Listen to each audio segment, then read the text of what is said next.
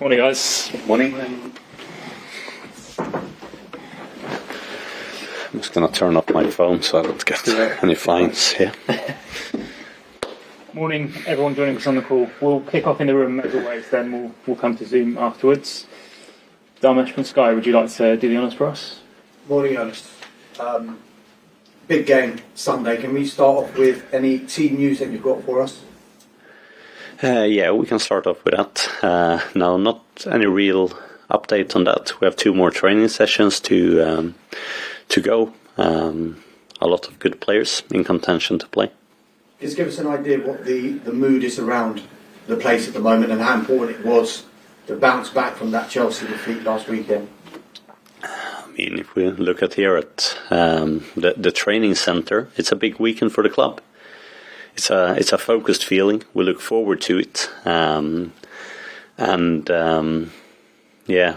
Was it important with the result last weekend? Of course it was. It was even more important with the performance and coming back to a lot of the things and standards that we value so highly in the way that we play. But we need to continue to build, and it's going to be a tough challenge on Sunday, and we need to be on our very best behaviour. Chelsea are the bookies' favourites. I know that won't bother you at all, but you've beaten them in the league this season, and it's the same final as last season, and you beat them in that final. Psychologically, can that have any impact, and is that kind of a message you might be telling the players? I mean, I don't think there is any mental obstacle for us saying that we couldn't beat Chelsea because we've done so at numerous occasions. But there also shouldn't be any complacency going in and saying like we're playing against a very, very good team, and they've been beating us also at numerous occasions. So it's really about coming down to the best team of the day, and preparation plays a huge part in that, and that's what we're focusing on now. The WSL looks a difficult proposition now for you to win, but is it still a focus on this season can still end on a big high? Yeah, but I think it's so important to take things game by game, and now we have the cup final, and who knows? Maybe another team runs into what we did against West Ham away, and you have 2 stonewall penalties, and you don't get them for you in that game, and then that might change. It's a 22-game league, so the margins are gonna be so close to it, but we can only control what we can control, and that is taking one game at a time and making the very best out of it. Jonas, the debate over Arsenal's post-season game has been reignited again in some way. When Serena Wiegman was asked a question earlier on this week, she said that she's surprised, and she says that it's not good for the players to go. Are you surprised with her comments?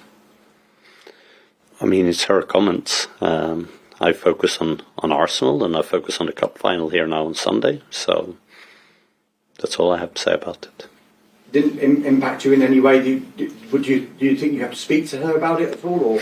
No, I have very good communication with Serena. It's not an issue at all. Very, very good communication, collaborating with her, with the players that we're both working with, so no problem at all. Final one from me, Jonas. Steph Houghton has announced a retirement from football at the end of the season. Could you just put into words the kind of legacy that she will leave in the women's game?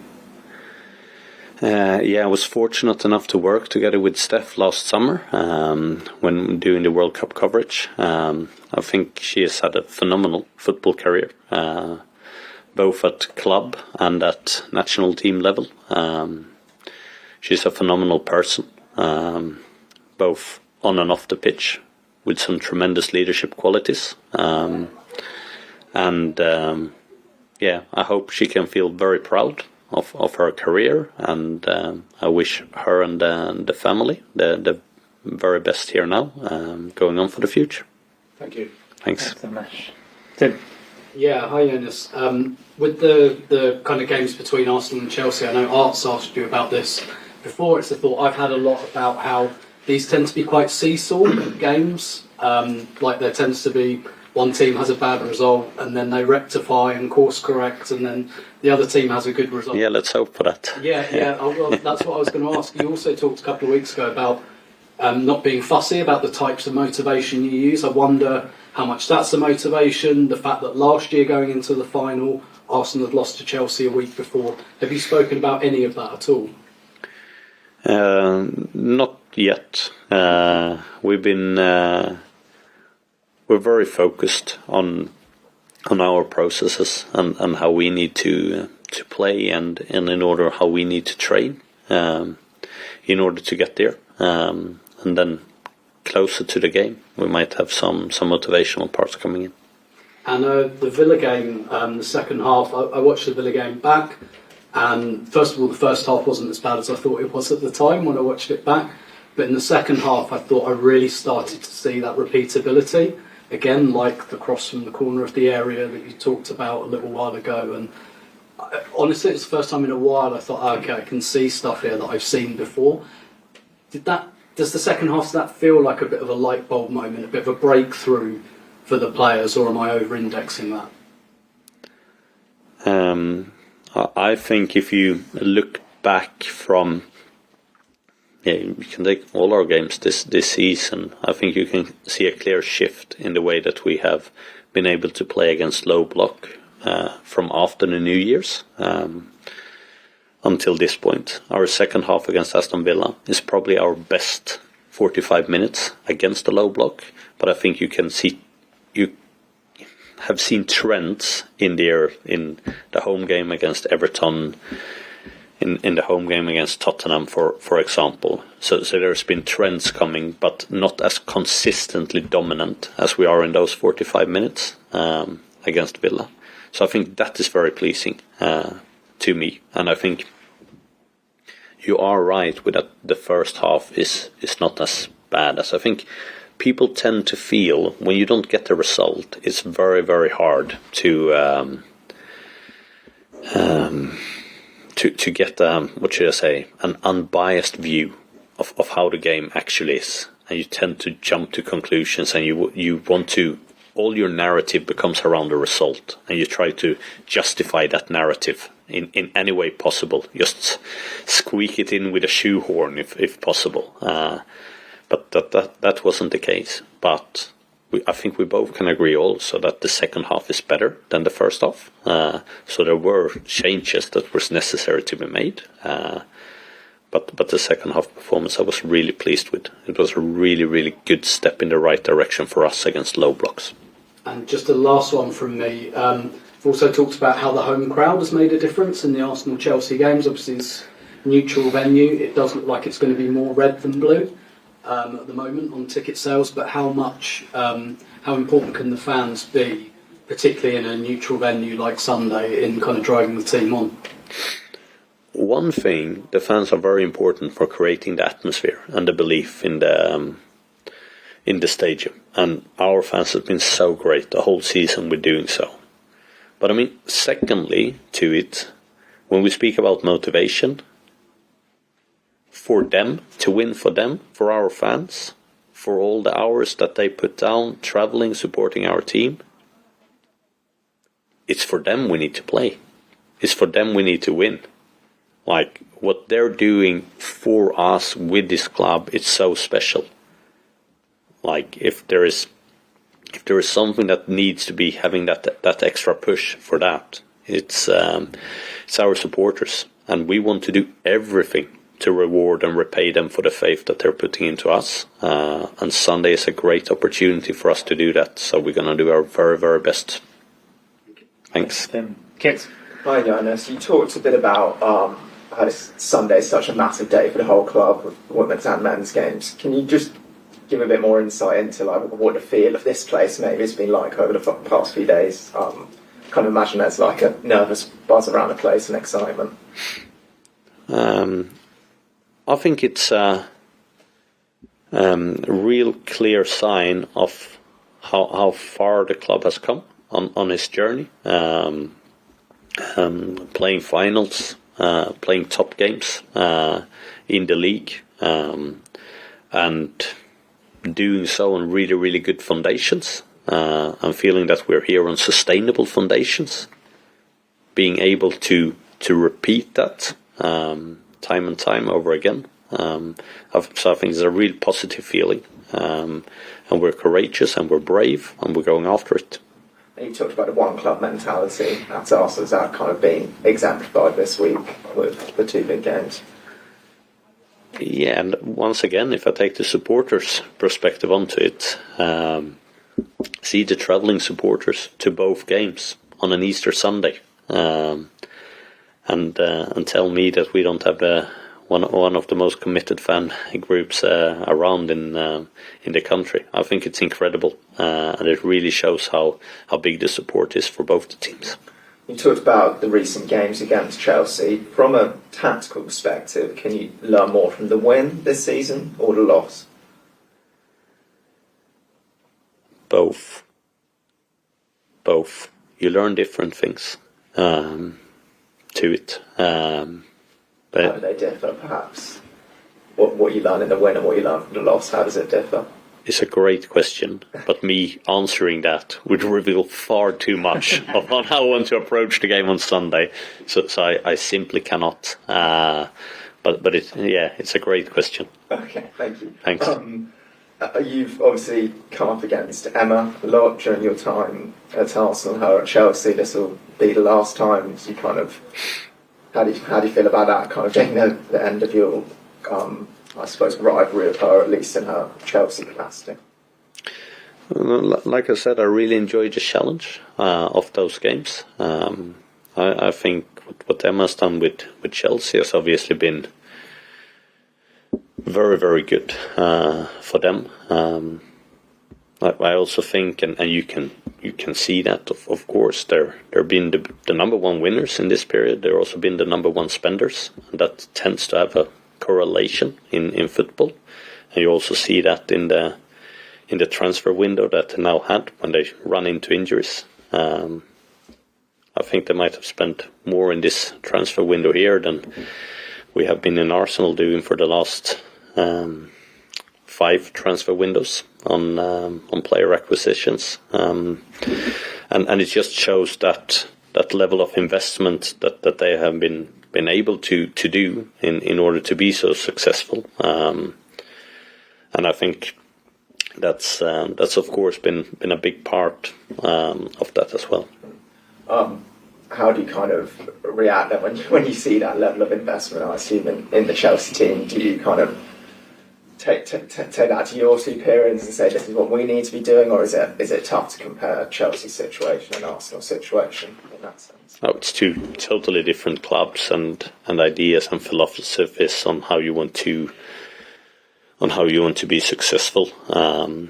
Of course, that is very, very different, and it's not about one of the others copying the others. You have to do your own thing. But as a league, I think what Chelsea is doing is very good, because I think the biggest difference between the men's and the women's game, if you compare that from a European perspective, is that the best salaries, they're not paid in England in the women's game. They're paid elsewhere in other clubs to it. And that's what you're seeing in the Champions League. That's why English clubs have a very hard time winning the Champions League also, because the level of investment at other European clubs is so high. And of course, if Chelsea wants to go there, they need to be able to match. If we want to go there, we also need to compete on that. So I think it's good with clubs investing, because it sort of brings all of us up to another level. Just finally from me, the big women's football story, at least WSL story of the last 24 hours, is one of your fellow managers losing their job. Is there any frustration from you that in the week of such a big cup final that so much of the attention is back on relationships and codes of conduct? Well, for me, it's not any of my attention that goes towards that, so I haven't really thought about it that way. And as I said before the year, I don't know any details about that case either, so I can't comment on it. Thank you. Thank you. Appreciated. Thanks, Kate. Sylvain? Hi, Jonas. Quick question about succession planning and the Australian squad you're going to take over there, because you mentioned last week you were going to take the young professionals, and so do you expect to be able to evaluate them and see if you're going to use them next season, because you got a lot of 17 to 15-year-olds on loan everywhere in the championship and below? Yeah, like I said, the post-season trip can be a good opportunity for us to see some players that we don't see as often in our environment, to get a really good understanding of what their current level of performances are. So that's one of the reasons and uses we can have of the trip. Thanks. We'll come to the call for a couple of quick ones. Tom, do you want to begin? Morning, Jonas. Thank you for your time. Can I just follow up on Kit's question about Emma and it being your last game against her? Will you miss the rivalry with Emma and the kind of maybe the competitiveness with her and maybe all the banter sometimes that you've had between each other?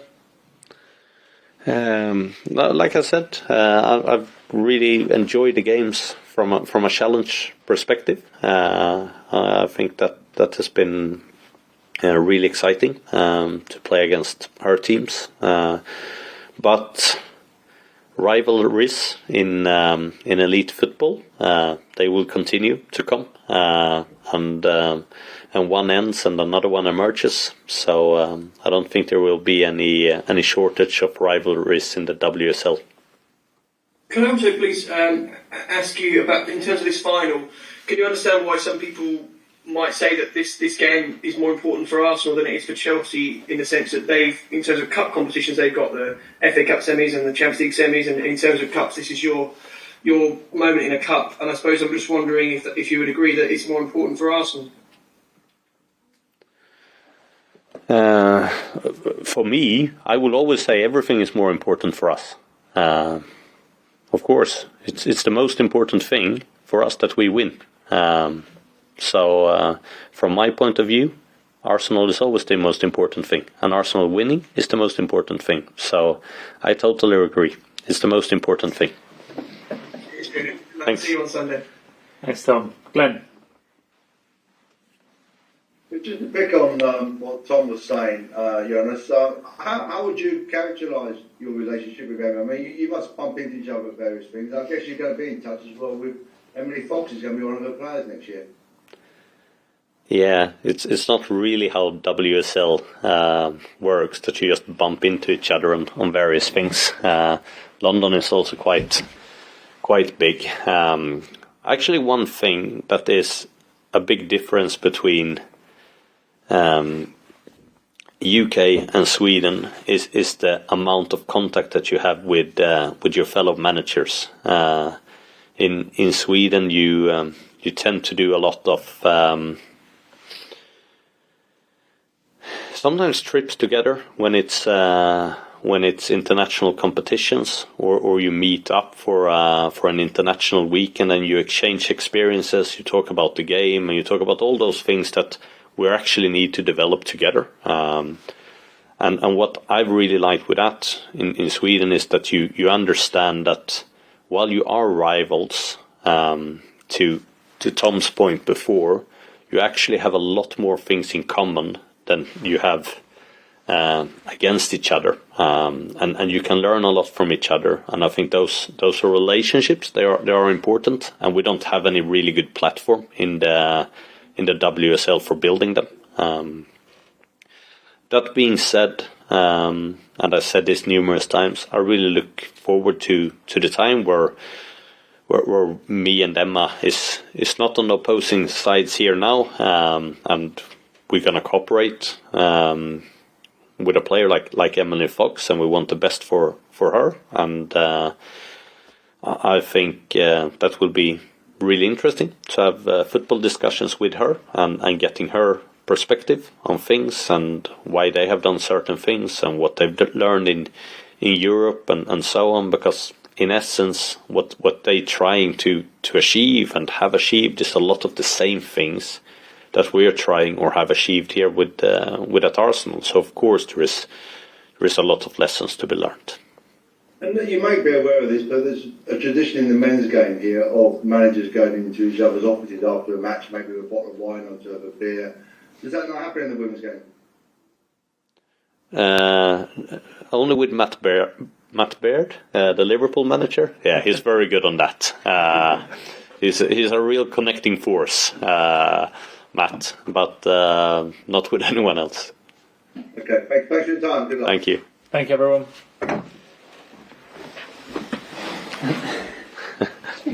Matt and his fridge. Thank you, guys. Thank you, guys. Thank you.